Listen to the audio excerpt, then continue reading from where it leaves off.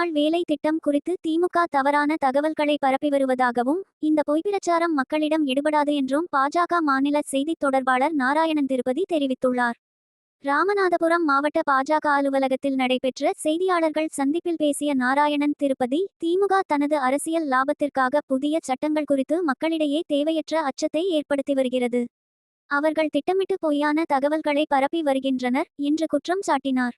மேலும் அவர் பேசுகையில், மத்திய அரசு கொண்டு வந்துள்ள புதிய சட்டங்கள் கிராமப்புற பொருளாதாரத்தை வலுப்படுத்தும் நோக்கிலானது என்றும், இது குறித்து திமுக பரப்பும் வதந்திகளை மக்கள் நம்பமாட்டார்கள் என்றும் பாஜகவின் நிலைப்பாட்டை தெளிவுபடுத்தினார். மேலும் ராமநாதபுரம் நகரில் உள்ள பாதாள சாக்கடை பிரச்சினை குறித்தும், மாவட்ட தலைநகரான ராமநாதபுரத்தில் ஆண்களுக்கான அரசு மேல்நிலைப்பள்ளி இல்லாதது வருத்தம் அளிக்கிறது எனவும் தெரிவித்தார். தமிழக வெற்றிக்கழக தலைவர் விஜய் தொடர்ந்து மத்திய அரசின் சட்டங்களை ஜனநாயகத்திற்கு விரோதமானது என பேசி வருவது குறித்த கேள்விக்கு அவர் விபரம் தெரியாமல் பேசுகிறார் என பதிலளித்தார். மேலும் மத்திய அரசின் நவோதயா பள்ளிகளை தமிழகத்தில் நிறுவ திமுக அரசு அனுமதிக்க மறுக்கிறது எனவும் குற்றம் சாட்டினார். செய்து சட்டம் உருவாக்கப்பட்டிருக்கிறது. ஏதோ பேரை எடுத்துக்கிட்டு வேற பேரை வைக்கிற விஷயம் இல்லை. புதிதாக ஒரு சட்டம், ஒரு திட்டம்.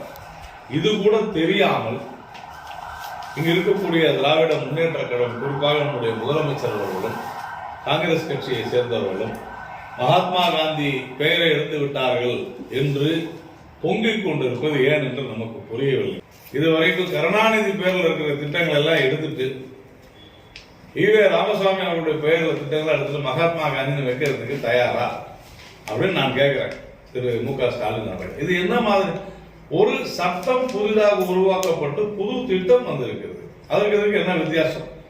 10 வருடங்கள் திமுக அங்கம் வகித்த காங்கிரஸ் கூட்டணி ஆட்சியில மத்திய அரசு சார்ந்த திட்டங்கள், அதனுடைய மொத்த மதிப்பு 22 லட்சம் கோடி ரூபாய்.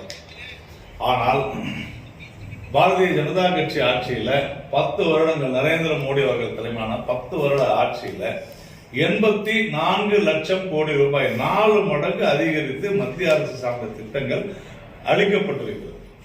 அப்படின்னா எந்த அளவுக்கு கட்டமைப்பு பெருகி இருக்கிறோம் என்பதை புரிந்து கொள்ள வேண்டும். இன்னைக்கு இந்த 10 வருடங்களுக்கு முன்னால ராமநாதபுரம் எப்படி இருந்துச்சு, ராமேஸ்வரம் எப்படி இருந்துச்சுன்னு பாத்தீங்கன்னா இந்த 10 வருடங்கள் எப்படி இருக்கு? இன்னைக்கு தூத்துக்குடி தமிழ்நாட்டில் இந்தியாவிலேயே ஒரு மிகப்பெரிய துறைமுகமாக தூத்துக்குடி அமைய போகிறது. இந்தியாவிலேயே மிகப்பெரிய வர்த்தக நகரமாக போகிறது தூத்துக்குடி. இதற்கு காரணம் என்ன? கட்டமைப்பை பெருக்கியது பாரதிய ஜனதா கட்சி. 100 நாள் வேலை வாய்ப்பு திட்டம் அப்படின்னு சொல்றது 125 நாள் வேலை வாய்ப்பு திட்டமாக மாற்றப்பட்டிருக்கிறது புது சட்டத்தின் மூலமாக. 100 நாள் 125 நாள் ஒரு பெரிய குற்றச்சாட்டு இருந்துச்சு. அந்த 100 நாள் வேலை வாய்ப்பு திட்டத்தினால விவசாயத்துக்கு வேலைக்கு ஆளை கிடைக்க மாட்டேங்கிறாங்க அப்படின்னு ஒரு குற்றச்சாட்டு இருந்துச்சு. அதையும் சரி பண்ணி அந்த 2 மாத காலங்கள்ல, பருவ காலத்துல இந்த அந்தந்த பஞ்சாயத்துகள் முடிவு செய்யும் இந்த விவசாய வேலை பாதிக்கப்படாமல் எப்படி இதை கொண்டு செல்வது என்பது. அதே போல ஏற்கனவே குளம் வெட்டுறது, இதுக்காக சாலைகள் போடுவது, இதையெல்லாம் அந்த 100 நாள் வேலை திட்டத்தில் இருந்துச்சு, எம்என் ரெகால். ஆனால் இப்பொழுது வந்திருக்கக்கூடிய இந்த சட்டத்தின் மூலமாக கட்டமைப்புகளை எப்படி மேம்படுத்துவது, நீர்நிலைகளை எப்படி காப்பது, கட்டி சக்தி என்று சொல்லப்படக்கூடிய அந்த போக்குவரத்து ரீதியிலான துறைகள் உட்பட வளர்ச்சி அடைந்த பாரதத்தை நோக்கி நாம எப்படி இந்த திட்டத்தை பயன்படுத்துவது போன்ற பல்வேறு மிக சிறப்பான விஷயங்கள். ஒரு காலத்துல கபில் தேவும் நடிகர் அஜித்தும் நடிகர் விஜய் பேர்லயும் 100 நாள் வேலை வாய்ப்பு திட்டத்துல வவுச்சர் போட்டு பணத்தை கொள்ளையடிச்சுக்கிட்டு இருந்தாங்க. இங்க இந்த திட்டம் மத்திய அரசாக இருந்தாலும் கூட மாநில அரசு தான் இதை அமல்படுத்துகிறது. இன்னைக்கு அது போய் இன்னைக்கு பயோமெட்ரிக் சிஸ்டம், நேரடியாக மக்கள் பயனாளிகளுக்கு வங்கி கணக்கில் பணம் செலுத்துவது என்று இதில் இருக்கக்கூடிய ஒட்டுமொத்த ஊழலை ஒழிப்பதற்காக பல்வேறு சட்டங்களை கொண்டு வந்திருக்கிறாங்க. இது ஃபுல்லா டிஜிட்டைஸ் செஞ்சாச்சு, பயோமெட்ரிக் சிஸ்டம் கொண்டு வந்தாச்சு பயனாளிகளுக்கு. அதே போல அவர்களுக்கு அவருடைய வங்கி கணக்கில் நேரடியா பணம் செலுத்தக்கூடிய அந்த மாதிரியான சட்டங்களை நாம உருவாக்கி இருக்கிறோம். ஊழலை ஒழிப்போம்னு சொன்னாலே திமுகவுக்கு காங்கிரஸுக்கு ரொம்ப டென்ஷன் ஆகிறாங்க. இதுதான் பிரச்சனை. அதனாலதான் மகாத்மா காந்தி பேரை எடுத்துட்டீங்களே, மாத்திட்டீங்களேன்னு சொல்றாங்க. இது ஒரு புதிய சட்டம் என்பதை வேண்டும் என்ற திட்டமிட்டு மறைக்கிறார்கள். இது வந்து பேர் மாத்துறது இல்லை, இது வந்து பேர் தான் யாருமே மாத்தல. அந்த திட்டம் 20 வருடங்களாக இருந்தது. இன்றைக்கு புதியதாக ஒரு சட்டம் கொண்டு வரப்பட்டு ஒரு திட்டம் உருவாக்கப்பட்டு அந்த திட்டத்தின் மூலமா ஏற்கனவே 100 நாள் வேலைவாய்ப்பு திட்டத்தில் 33,000 கோடி மாநில அரசின் மத்திய அரசாங்கத்தினுடைய திட்டத்துல 33,000 கோடி 2014 இருந்துச்சு. இப்ப கடைசியா நாம வந்து கொரோனா காலத்துல 1,20,000 கோடி ரூபாய் வரைக்கும் இந்த 100 நாள் வேலை திட்டத்தில் கொடுத்தாங்க. இப்ப கடைசி வருடம் 86,000 கோடி ரூபாய். இப்போ இந்த சட்டத்தின் மூலமாக வந்திருக்கக்கூடியது நேற்றைய முன்தினம் நம்முடைய மரியாதைக்குரிய குடியரசுத் தலைவர் வெளியிட்ட இந்த கையெழுத்து போட்ட இந்த சட்டத்தின்படி, இந்த திட்டத்தின்படி 1,51,000 கோடி ரூபாய்க்கு இந்த திட்டமானது இந்த வருடம் செலவிடப்படும். அதுல மத்திய அரசாங்கத்தினுடைய பங்கு 95,000 கோடி ரூபாய். அப்போ 3 மடங்கு அதிகரித்திருக்கிறோம். ஆனால் முதலமைச்சர் மு க ஸ்டாலின் என்ன சொல்றாருன்னா அந்த திட்டத்தையே காலி பண்றாங்க.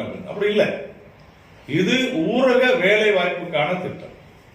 அப்போ கிராமப்புற மக்களுக்கு தான் இது மிகப்பெரிய அளவில் பயன் தரும். இந்த மாதிரி பல்வேறு சிறப்பு அம்சங்களை கொண்டிருக்கக்கூடிய இந்த சட்டத்துல, இந்த திட்டத்துல வேண்டுமென்ற முக்கியமாக ஊழலை இது ஒழிக்கிறது. எத்தனை மிகப்பெரிய பல ஆயிரம் கோடி ரூபாய் இடைத்தரகர்கள் மூலமாக கொள்ளையடிக்கப்பட்டிருந்த அந்த திட்டம், அந்த திட்டத்தின் மூலமாக கொள்ளையடிக்கும் சூழ்நிலையை மாற்றி இன்னைக்கு ஊழலற்ற ஒரு திட்டத்தை மத்திய அரசு கொண்டு வந்திருக்கிறது. அதனாலதான் திமுகவும் காங்கிரசும் எதிர்க்கிறது. எங்கும் ஊழல், எதிலும் ஊழல் என்பதுதான் திராவிட மாடல் கொள்கை. குறிப்பாக தமிழகத்துக்கு மிக அதிகமான நிதி அளிக்கப்பட்டிருப்பது இந்த ஆட்சியில தான். ஆனால் வேண்டும் என்றே அதை இல்லை என்று பொய் சொல்வது. எங்கு பார்த்தாலும் நம்முடைய பிரதமர் தமிழை பரப்பிக் கொண்டிருக்கிறார். ஆனால் தமிழை சாகடித்துக் கொண்டிருக்கிறது திமுக ஆட்சி. சாக்கடை இந்த 4.5 வருடங்கள்ல ஏதாவது இங்க குடிநீர் ஒழுங்கா இருக்குதா? இல்ல. பாதாள சாக்கடை திட்டம் சரியாக செயல்படுகிறதா? இல்ல. எங்கும் ஊழல், எதிலும் ஊழல். அதே போல எங்க இருக்கக்கூடிய சாலைகள் சரியாக இருக்கிறதா? கிடையாது. அனைவருக்கும் கல்வி திட்டத்தை கொண்டு வந்தது பாரதிய ஜனதா கட்சி. ஆனா ராமநாதபுரம் இந்த ஊர்ல ஆண்கள் மேல்நிலை பள்ளி இருக்குதான்னா கிடையாது. அப்புறமா என்ன பள்ளி கல்வித்துறை அமைச்சர் அன்பில் மகேஷ் என்ன செஞ்சுக்கிட்டு இருக்கிறாரு? ஏன் இங்க வந்து ஆண்கள் பள்ளி இல்லைன்னு சொன்னா தனியார் பள்ளிகள் வளர வேண்டும் என்பதற்காக இது போன்று செய்கிறார்கள். மக்களுடைய அடிப்படை தேவைகளை, வசதிகளை பூர்த்தி செய்ய இயலாத ஒரு அரசு இருந்து என்ன பிரயோஜனம்? இங்க நகராட்சியில இங்க இருக்கக்கூடிய பேருந்து நிலையத்துல இங்க இருக்கக்கூடிய கவுன்சிலர்களுடைய பெயர்ல அவருடைய உறவினர்கள் பெயர்ல கடை எடுத்து அது எக்ஸ்போஸ் ஆன பிறகு நாங்க வந்து அதெல்லாம் திருப்பி கொடுத்துறோம் சொல்றாங்க. செந்தில் பாலாஜியினுடைய ஊழல் வழக்குல கோர்ட் தெளிவா சொல்லுச்சு, நீங்க ஊழல் செஞ்சது தான், நான் திருப்பி கொடுத்துட்டேன், காசு வாங்கிட்டாங்கன்னா சொல்ல முடியாது அப்படின்னு சொல்லி தான் இப்போ கேஸ் நடந்துட்டு இருக்கு. அதே தானே எங்க ராமநாதபுரத்துக்கும் பொருந்தும். ஒரு நகராட்சியை ஒழுங்காக நிர்வாகம் செய்ய முடியாத ஒரு கட்சி இருந்து என்ன பிரயோஜனம்? அந்த அளவிற்கு அதுவும் ராமநாதபுரம் ஒரு காலத்துல மிகவும் பின்தங்கிய ஒரு நடக்குது. ராமநாதபுரம் நகராட்சி நிர்வாகம் இதுல நீங்க பஸ் ஸ்டாண்ட் 7 எடுத்தா அதுல ஃப்ராடு, இந்த கழிவுநீர் கலக்கிறது ஃப்ராடு, பாதாள சாக்கடை ஃப்ராடு, சாலைகள் போடவே இல்லை ஆனா போட்டதா ஃப்ராடு, இப்படி எல்லாவற்றிலுமே முறைகேடு, கீழிருந்து மேல வரையிலும் முறைகேடு நடந்து கொண்டே. தாவேக தலைவர் விஜய் தொடர்ந்து வந்து மத்திய அரசுடைய திட்டங்கள் வந்து ஜனநாயக விரோதமானது அப்படின்னு சொல்றாரு. தெரியாமல் பேசுகிறார். அது எப்படி தெரியாமல் பேசுறாரு? இப்ப எப்படி 100 நாள் வேலை வாய்ப்பு திட்டம் வந்து தெரியாத பேசுறாங்களோ அல்லது வேண்டுமென்றே இப்ப டிஎம்கே வேணும்னே பேசுறாங்க, விஜய் தெரியாத பேசுறாரு. அவ்வளவுதான் நம்ம வந்து சொல்ல முடியாது. 50 விழுக்காடுக்கும் மேலாக மருத்துவம் படிக்கிறாங்க, நவோதயா பள்ளிகள் படிக்கிறாங்க. அவ்வளவு அற்புதமான ஒரு பள்ளி. அது சென்னை மதுரை உயர் நீதிமன்ற கிளை கூட மிக தெளிவாக அங்க வந்து தமிழ் ஹிந்தி திணிப்பு இல்லை அப்படின்னு தெளிவா சொல்லிருச்சு. அது சொல்லியே அவங்க கற்றுக் கொடுக்காததுக்கு காரணம் என்னன்னா பேட்டியின் போது மாவட்ட தலைவர் முரளிதரன், மாவட்ட பொதுச் செயலாளர் வக்கீல் சண்முகநாதன், பொருளாளர் பரமேஸ்வரன், முன்னாள் மாநில துணைத் தலைவர் குப்புராமு, முன்னாள் மாவட்ட தலைவர் தரணி முருகேசன், மாநில செயற்குழு உறுப்பினர் ஆத்மகார்த்தி, மாவட்ட துணைத் தலைவர் சவுந்திரபாண்டியன், அலுவலக செயலாளர் ராகேஷ், ஊடக பிரிவு மாவட்ட தலைவர் மோகன் உள்ளிட்டோர் உடனிருந்தனர்.